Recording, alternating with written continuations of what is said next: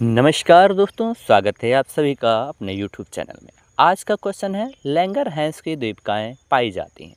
तो लैंगरहैंस की द्वीपकाएँ कहाँ पाई जाती हैं? आग्नेयाशय में पाई जाती हैं। बढ़ते हैं हम अगले क्वेश्चन की ओर। अगला क्वेश्चन है आहार नाल की लंबाई होती है। अगर हम आहार नाल की लंबाई बात करते हैं तो यह मुख से लेकर गुदा द्वार तक फैली होती है और इसकी लंबाई करीब जो है लगभग 8 से 10 मीटर होती है। लेकिन यहाँ बात फिट की हो रही है तो इसका सही जवाब हो जाएगा 22 से 23 फीट। बढ़ते हैं हम अगले क्वेश्चन की ओर। अगला क्वेश्चन दिया गया है कि ग्रास नाल की लंबाई होती है। ग्रास नाल की लंबाई कितनी होती है? तो ग्रास नाल की लंबाई जो है 15 सेंटीमीटर होती है। इसका ऑप्शन डी हो जाएगा। डी यहाँ पर रंग लिख गया है 15 मीटर। 15 मीटर नहीं, जो है 25 सेंटीमीटर हो जाएगा। ठीक है, क्या हो जाएगा? 25 सेंटीमीटर। बढ़ते हैं नेक्स्ट क्वेश्चन की ओर। अगला क्वेश्चन दिया गया है आहार नाल में सी आकार की संरचना पाई जाती है। तो आहार नाल में सी आकार की संरचना क्या होती थी? डियोडिनम होती थी, यानी जिसे हम हिंदी में क्या कहते हैं? ग्रहणी कहते हैं। तो इस क्वेश्चन का सही जवाब हो जाएगा ग्रहणी। बढ़ते हैं हम अगले क्वेश्चन की ओर। अगला क्वेश्चन दिया गया है कि मनुष्य में अस्थायी दांतों की संख्या कितनी होती है? अस्थायी दांत यानी जिनको हम दूध के दांत भी कहते हैं। तो दूध के दांतों की संख्या हमारे शरीर में 20 होती है। तो इस क्वेश्चन का सही जवाब हो जाएगा आंसर नंबर डी, यानी 20। आगे बढ़ते हैं हम अगला क्वेश्चन दिया गया है जठर रस का स्राव होता है। जठर रस का स्राव किसके द्वारा होता है? तो अमाशय के द्वारा होता है। तो इस क्वेश्चन का सही ऑप्शन हो जाएगा ऑप्शन नंबर बी। आशा करता हूं दोस्तों कि जिन लोगों ने अभी तक मेरे यूट्यूब चैनल को सब्सक्राइब नहीं किया है, जल्दी से जल्द सब्सक्राइब कर लीजिए ताकि जो है आपके बायोलॉजी में नंबर अच्छे आए। बढ़ते हैं अगले क्वेश्चन की ओर। अगला क्वेश्चन दिया गया है कि पित्त रस का निर्माण कहाँ होता है?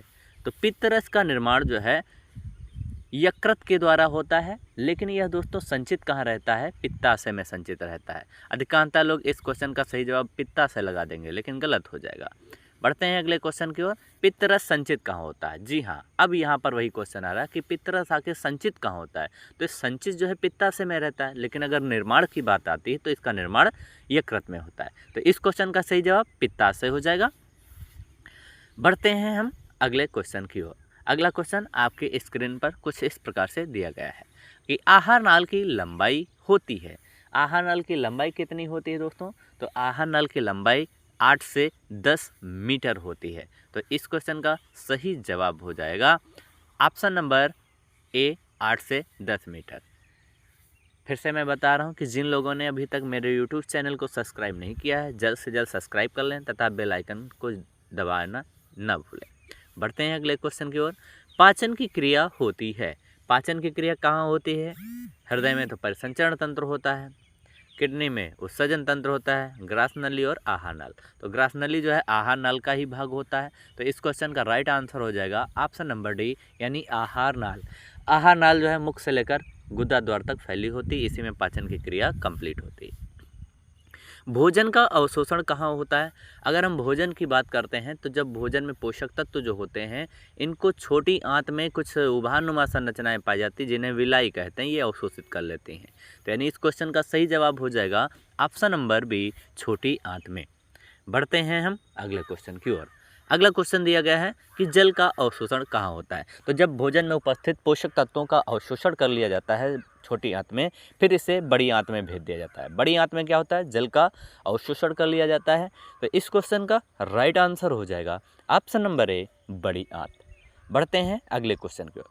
अगला क्वेश्चन दिया गया है कि छोटी आंत की लंबाई दोस्तों कितनी होती है? तो छोटी आंत की लंबाई जो है सबसे ज़्यादा होती है। नाम ही है छोटी आंत, लेकिन इसकी लंबाई आहार नाल में सबसे ज़्यादा होती है, यानी करीब 7 मीटर होती है। कितनी होती है दोस्तों?